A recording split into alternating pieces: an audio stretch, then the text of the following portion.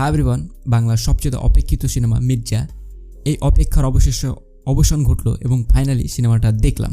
তো এই সিনেমাটি নিয়ে অনেকের অনেক মতবাদ, অনেকের অনেক মন্তব্য এবং এই বিষয় নিয়ে অনেকের অনেক কথা হতে পারে। আজকে আমরা যে বিষয়টা নিয়ে কথা বলবো বা যে জিনিসটা বলবো সেটা হচ্ছে যে আপনারা আমাদের চ্যানেল খুলে দেখতে পারেন যে আমরা যেখানে সমস্ত রিভিউরা ঠিক বা ভুল বলেছে বা যেটা হয়তো খারাপ লেগেছে সেখানে সবাই মানুষ ভালো বলেছে, তা সত্ত্বেও আমরা কিন্তু চ্যালেঞ্জের সহিত যেটা খারাপ লেগেছে, সত্যিকার অর্থে খারাপ হয়েছে বা গ্রহণযোগ্য নয়, সেখানে আমরা যথেষ্ট নিজেদের সঠিক মন্তব্য তার দিয়েছি বা দেওয়ার চেষ্টা করেছি।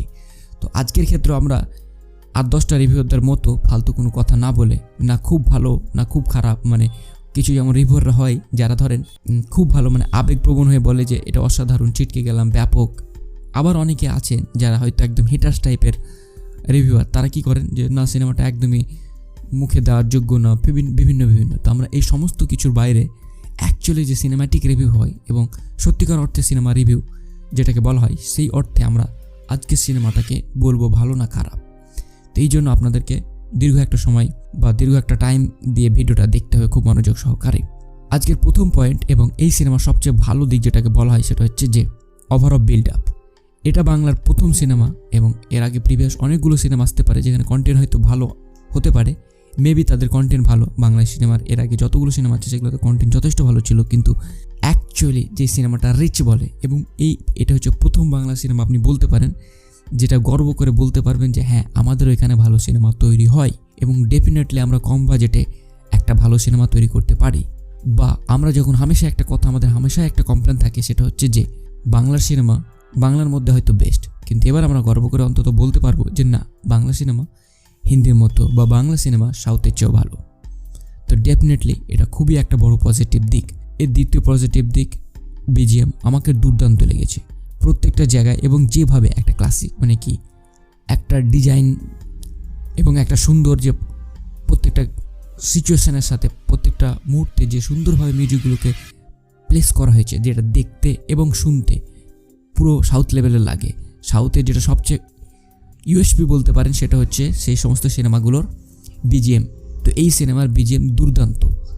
তৃতীয় পজিটিভ দিক আমরা যদি সবচেয়ে দেখি সেটা হচ্ছে এখনকার দিনে কমার্শিয়াল সিনেমার ক্ষেত্রে সেটা হচ্ছে যে এখানে ইমোশনাল জায়গাটা করে না। তো লিটারালি বলছি, আমাকে খুব কম সিনেমা আছে যেই সিনেমাগুলো দেখার পর আমি খুব ইমপ্রেস হয়ে যাই। তো এই সিনেমার যে ইমোশনাল পোর্শন ছিল সেটাই সত্যি আমি ইমপ্রেস। অনেক মানুষকে আমি শুনলাম যে তারা বলছে যে ইমোশনালিভাবে বন্ডিং করতে পারেনি। তো আমাকে ডেফিনেটলি এটা মিথ্যা কথাই মনে হয়, কারণ সত্যি এটা বিল্ড আপ করতে পারে।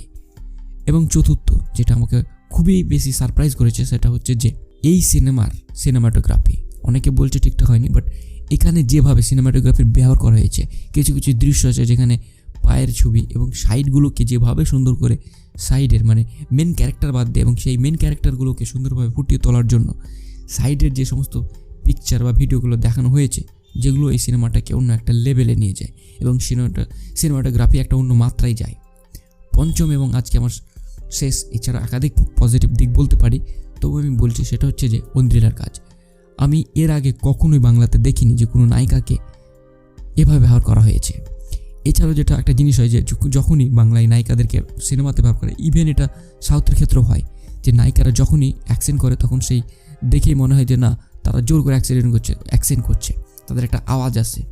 কিন্তু এখানে ঐন্দ্রিলা যেভাবে অ্যাকশন করে আপনাকে সত্যিকারে মনে হবে যে তিনি একজন প্রফেশনাল ভাবে অ্যাকশন করছে বা তিনি সত্যিকার অর্থে পুলিশ। তো তার অ্যাকশনগুলো দেখতে আপনাকে সত্যি ইন্টারেস্টিং লাগবে এবং ভালো লাগবে। আমার তো মনে হয় বাংলার বড় অভিনেতা যাদের চেয়েও ভালো ঐন্দ্রিলা অ্যাকশন করেছে একজন মেয়ে হিসেবে, তো সেটা সত্যিকারের তারিফযোগ্য। তো ওভারঅল যদি আপনারা এতদিন ধরে যে সাপোর্ট করার কথা বলছিলেন, তো আমি আপনাদের একান্ত রিকোয়েস্ট করব এবার অন্তত সাপোর্ট করার সময় চলে এসেছে, কারণ এই সিনেমাটা সাপোর্ট পাওয়ার ডেফিনেটলি যোগ্য। আপনারা যারা জিতের মানুষ সিনেমাকে সাপোর্ট করতে পারেন, যারা জিতের বাজি সিনেমাটাকে সাপোর্ট করতে পারেন, তাদেরকে আমি ডেফিনেটলি বলবো এটা এই সমস্ত সিনেমার চেয়ে 100, 200, 400 গুণ ভালো। বিশেষ করে জিতের যতগুলো কমার্শিয়াল সিনেমা আছে বা দেবের যতগুলো কমার্শিয়াল সিনেমা আছে তাদের সবারই চেয়ে ডেফিনেটলি বেস্ট ভালো এবং খুবই সুন্দর। তাই আপনাদের রিকোয়েস্ট করবো অন্তত এই সিনেমাটা দেখবেন।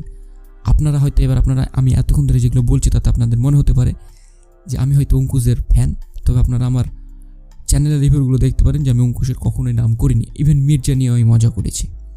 তো ডেফিনেটলি এই সিনেমাটা আপনাদের দেখা উচিত। এবং আমারও মনে হয় যে এই সিনেমাটা যদি আপনারা না দেখেন তাহলে বাংলায় বিগত 20-30 বছর ধরে আর সিনেমাকে এগিয়ে যাওয়া খুব মুশকিল। তাই এই সিনেমাটা যদি হিট হয় তাহলে আমাদের পছন্দের জিৎ বা দেব তো অলরেডি নিজেকে পরিবর্তন করে ফেলেছেন, তো তিনি আরও নিজেকে পরিবর্তন করে ফেলবেন এবং জিৎ এবার অন্তত শুধরে যাবেন ছাবলামো থেকে। তো ওভারঅল সিনেমাটা দুর্দান্ত, যারা দেখেননি ডেফিনেটলি দেখতে পারেন। আর টুকটাক নেগেটিভ দিক আছে, কিন্তু আমি সেই নেগেটিভ দিকগুলোকে বলতে চাইছি না, কারণ সেগুলো খুব একটা মেজর বা খুব একটা বড় নেগেটিভ দিক না। তো লাস্ট দুটো সিনেমা আমাকে খুব ভালো লাগলো, একটা হচ্ছে পারিয়া আর একটা হচ্ছে এটা। এই দুটো সিনেমা আমাদের বাংলায় যথেষ্ট ভালো, এবং বিগত বললাম তো 30-40 বছরও আমাদের বাংলাতে ধরনের সিনেমা হয়নি। এটা আমার মতামত। আপনারা যারা দেখেছেন তারা অবশ্যই তাদের নিজস্ব মন্তব্য ডেফিনেটলি কমেন্ট করে বলবেন। টেক কেয়ার, বাই, ভালো থাকবেন এবং নিজের খেয়াল রাখবেন।